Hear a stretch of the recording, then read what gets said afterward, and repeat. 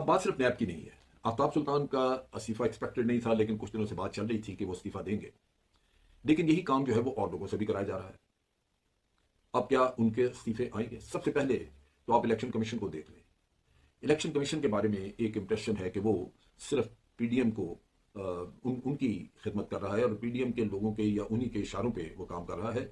और मैं बार बार कहता हूं कि उसमें मोहसिन नकवी जिस तरह चीफ मिनिस्टर पंजाब लगाया गया, उससे कोई शक व शुबा रहता ही नहीं कि नैब के इलेक्शन कमीशन ये किसी और के लिए काम कर रहा है। इसी तरह जब इलेक्शन कमीशन ने दोनों असम्बलियों के प्रोविंशियल असम्बलीज पंजाब और केपी के इनके इलेक्शन की डेट्स देने से इनकार किया या माजूरी का इजहार किया और उसको वो दाएं बाएं लेके पहले आप और पहले आप वाली कहानी चलाते रहे, उससे भी जाहिर हो गया कि वो आइन की बजाय किसी और को ओबलाइज करना चाहते हैं। ये बहुत बड़ा एक मैं समझता हूँ मसला है मुल्क के लिए कि अगर आज इलेक्शन हो भी जाए और उन इलेक्शन के ऊपर कौम का एतमाद ना हो तो आप फिर क्राइसिस में चले जाएंगे।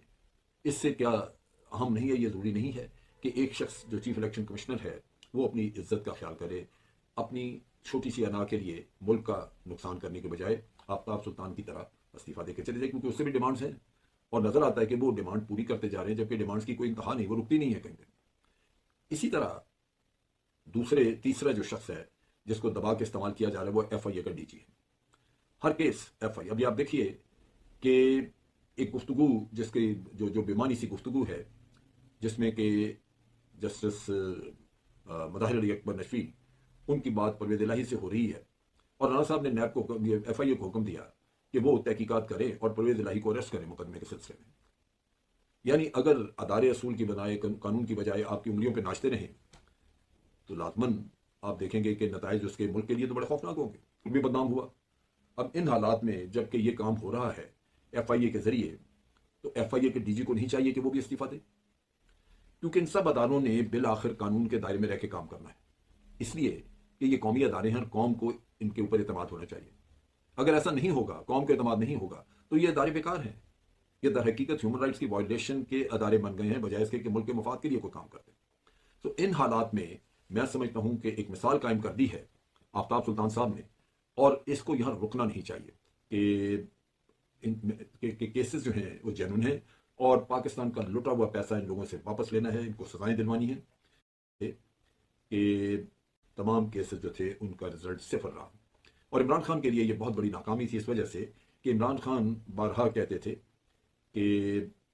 कि केसेस जो हैं वो जेन्युइन हैं और पाकिस्तान का लुटा हुआ पैसा इन लोगों से वापस लेना है, इनको सजाएं दिलवानी है। बाद में उन्होंने यही इल्ज़ाम जनरल बाजवा पे लगाया कि वो करप्शन ख़त्म नहीं करना चाहते थे, लिहाजा ये सूरत हाल पैदा हुई। अब आफ्ताब सुल्तान साहब ने इस्तीफ़ा दिया। लगता है कि एक शख्स जिसका ज़मीर जिंदा था वो यहाँ नैब में कहीं पोस्ट होकर आ गया। कहानी उन्होंने भी यही बताई कि बार बार कहा जाता रहा कि फ़लाँ को पकड़ लो, फ़लाँ को छोड़ दो। यही वो दुख है, यही वो चीज़ है जिसने कि पाकिस्तान का बेड़ा गर्क किया और यहाँ पे करप्शन जो है वो बढ़ती गई। नैब इस्तेमाल हुआ अपने सियासी मकासद के लिए, जो कि आज भी हो रहा है। आपने देखा कि आफ्ताब सुल्तान के जाने के फौरन बाद इमरान खान को नैब की तरफ से नोटिस सर्व हो गया कि आप रावलपिंडी नैब में पेश हों और यहाँ पे आके वही तोशाखाना की कहानी, तोशाखाना का जो एक झूठा फजूल केस है वो बार बार कभी वो सुप्रीम कोर्ट में उठता है, कभी किसी अदालत में, कभी किसी, और उसी का सहारा दे के उनको डिस्क्वालीफाई भी किया गया अदालत की इसके इलेक्शन कमीशन की तरफ से। ये एक केस हाथ आ गया और उस शख्स के खिलाफ अभी तक ना कोई करप्शन का सबूत मिल सका ना कुछ और अगर मिल गया होता तो तोशाखाना जैसा फजूल केस तो किसी काबिल ही नहीं। ये एक केस हाथ आ गया और उस शख्स के खिलाफ अभी तक ना कोई करप्शन का सबूत मिल सका ना कुछ और अगर मिल गया होता तो तोशाखाना जैसा फजूल केस तो किसी काबिल ही नहीं।